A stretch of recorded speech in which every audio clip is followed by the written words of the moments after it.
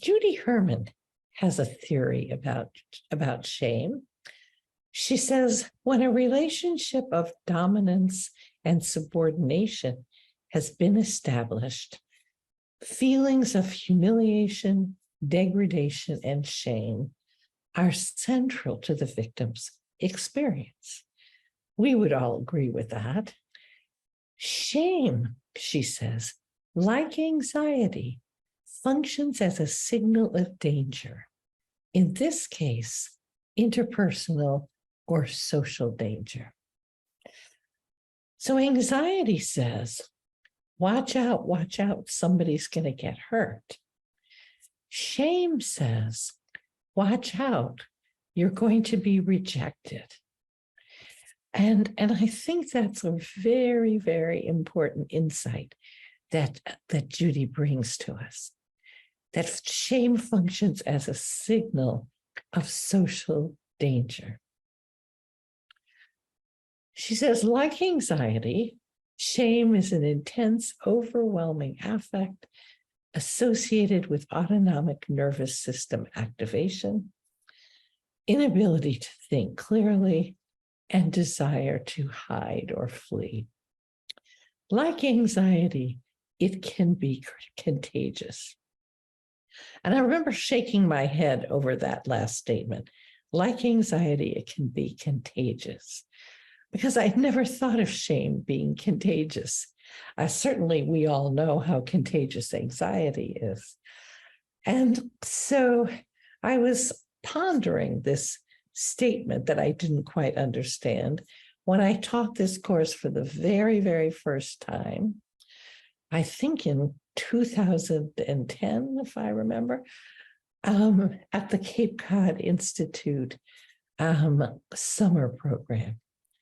And during that week at the Cape Cod Institute, you come to take a course for a week. The courses meet in the mornings from 9 to 12, and people have the rest of the day to vacation. So we were a tight little group of 30 people who were together every morning over the week. And during that week, we all did something that made us feel shame.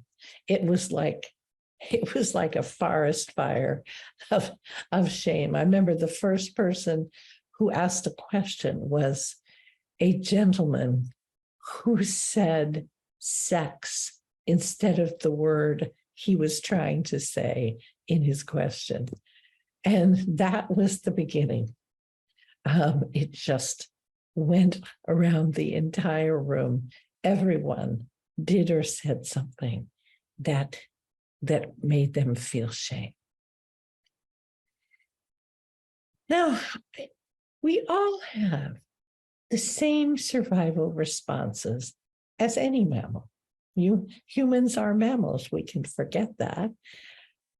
We are able to cry for help, and we're able to do it more effectively because we have words. We're able to fight, not as effectively as animals like lions and tigers, which may be why humans developed weapons. We can flee, though not as fast. We can freeze and try to be invisible. And if all else fails, we can submit and play dead. And in humans, that usually is expressed in words like, I pretended to be asleep, or I blanked out. I don't know what happened after that. Because playing dead, it was obviously this possum is quite expert at playing dead. By the way, this picture was taken by a colleague watching a possum on her deck. And she said, as soon as she turned away from the window where she was looking at him, he popped up and ran away. So we don't have the ability to play dead like a possum. But we do have the ability to play dead in other ways. So to understand what happens in trauma, we have to understand the brain's stress response system. We encounter a threat. Let's say in this case, it's an angry, abusive parent. And that threat of rejection, as well as the threat of bodily harm, is right there. The father's face is red, the fist is raised.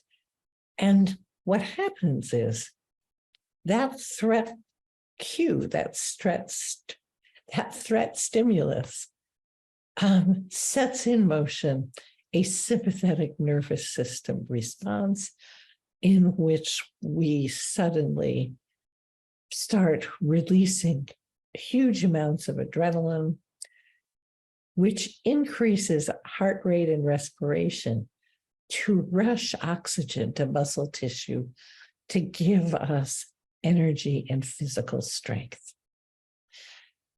All non-essential systems are suppressed because if you're going to flee or fight, you don't need to be stopping to have lunch. I think I have to stop to have lunch. I think I have to stop to use the bathroom.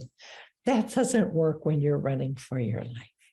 And so all those non-essential systems shut down, and the prefrontal cortex, this thinking brain, shuts down so that we can flee or fight instinctively.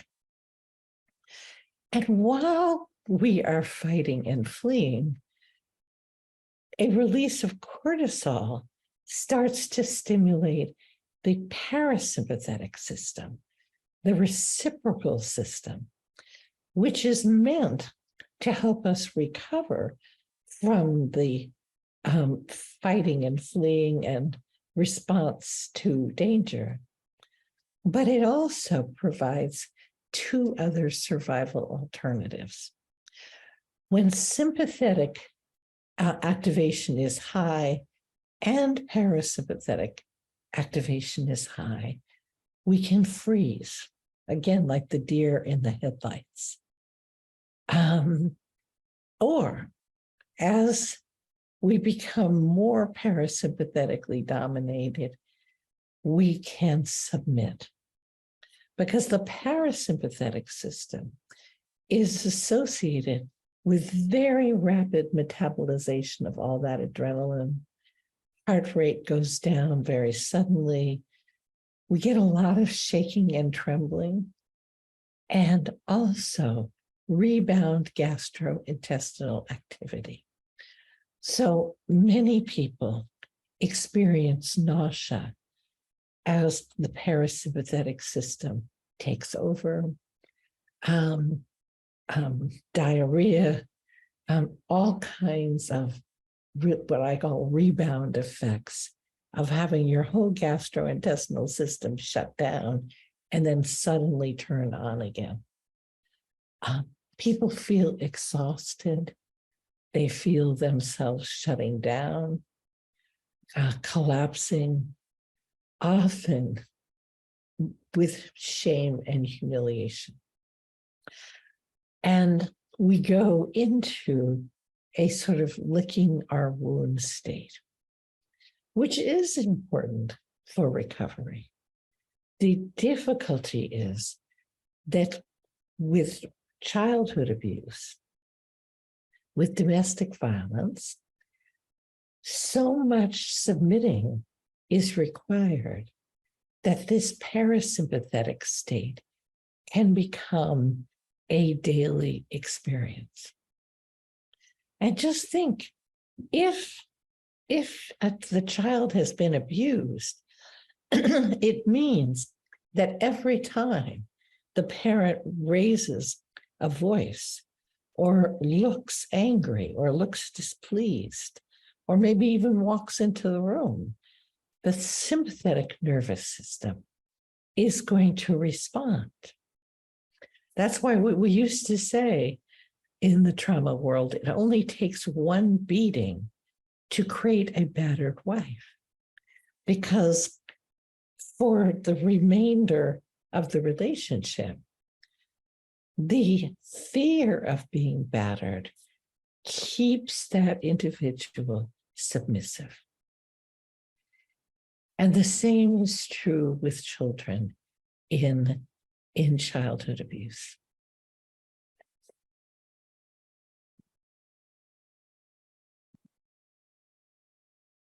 Now, as I said, the sympathetic nervous system is what's responsible for fight and flight responses, because the sympathetic nervous system's purpose is to drive action, right? To sound the alarm, giving us a somatic warning of danger, and to mobilize a response. Very, very important, right? Don't just sit there, do something. And there are many core beliefs that are driven by sympathetic activation. It's not safe. I can't trust. I have to watch out. I'm a marked woman. Something bad is going to happen. The other shoe is going to drop. The parasympathetic is there to prevent action, to ensure inaction, because sometimes it's safer to act and sometimes it's safer not to act. And so all of the symptoms that go with parasympathetic activation, including shame, serve the function of facilitating those submissive responses. And that for children and for victims of domestic violence is very important, because the submission allows the child or the battery to maintain a connection to their attachment figures. And the core beliefs that also support this cause of submission are beliefs like, I'm worthless, I have no purpose, I'm helpless, I'm hopeless, I'm damaged. Because self-hatred facilitates submitting. Here, just think, when we know this from just day-to-day experiences, when you feel you're right or you feel you're being badly treated, it is very hard to submit. If you believe it's your fault, if you believe you have no worth, it makes it much easier to submit. And so by the time the client comes to us, these patterns have gone on for years, depending on how young our client was when the abuse and trauma started to happen. And so often the sympathetic and parasympathetic responses have become automatic. And from the client's point of view, they're just part of who I am. So very important to remember. I'm going to keep saying this, and you may find it annoying, but it's so important. Bessel van der Kolk says it is one of the most durable findings of 20 years of research on the brains of trauma survivors. And that's saying a lot. So study after study after study has shown that when trauma responses are activated, the prefrontal cortex shuts down. depriving us of access to information, to judgment, to what we've learned from past experience, to a sense of what's fair or unfair, to the prefrontal cortex, also could be a source of help. What do I do to get out of this situation? So the client comes to us with no prefrontal cortex and reports anxiety or panic attacks, reports terror, reports an inability to sleep at night, reports racing thoughts. The emotional states that are driven by hyperarousal, sympathetic hyperarousal, are fear, anger, and yearning or longing. How can I say it? Also, intense grief states are driven by sympathetic hyperarousal. And the response of these clients driven by hyperarousal is action. They tell us they fight, they flee, they engage in various kinds of self-destructive or addictive behavior. They have eating disorders. They are passively or actively suicidal. Because again, remember, the sympathetic nervous system is about action. So impulsivity is also one of the symptoms that often is reported by clients who have chronic hyperarousal. My client Annie had such high sympathetic hyperarousal, she couldn't sit in a chair. She couldn't finish a sentence because her thoughts were racing so fast. And so it was hard even to have an initial conversation. So I said to her, let's stand up instead of sitting. And that made all the difference. Standing up, her thoughts slowed down a little bit. She was less fidgety, and we could begin to have a conversation.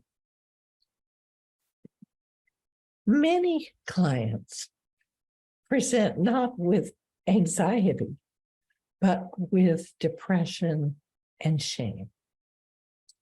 And those are usually clients who are parasympathetically hypoaroused. Because again, remember, the parasympathetic system drives inaction. I can't do anything. I can't defend myself. I can't speak up for myself. All I can do is feel despair or shame or hopelessness. And when a parasympathetic hypoarousal client says, I'm helpless, I understand, because physiologically we are helpless in that state. And as you all probably know, many of our parasympathetically hypoaroused clients get taken advantage of because they can't say no, because they can't think, right? This hyperarousal client is impulsive because they can't think.